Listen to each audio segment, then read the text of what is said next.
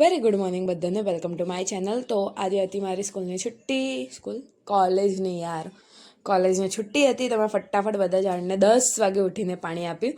પછી મેં કાઢ્યા મારા કબાટ સાફ કરવા, કેમ કે બહુ જ ટાઈમ થઈ ગયો તેને સાફ કરે, તો એ ફટાફટ સાફ કરવા કાઢ્યું.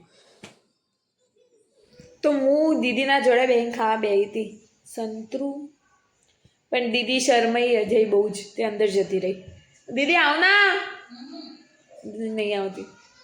એને કહેવું પડશે એ વિડીયોમાં. તો બહુ શરમાય છે, શરમની લાડી છે.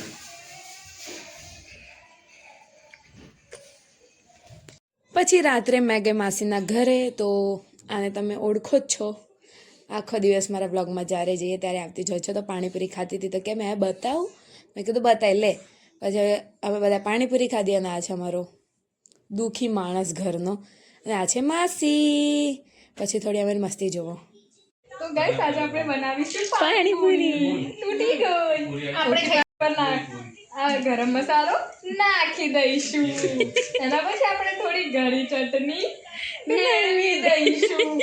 એના પછી આપણે એને ઉઠાઈને ખાઈ લેશું.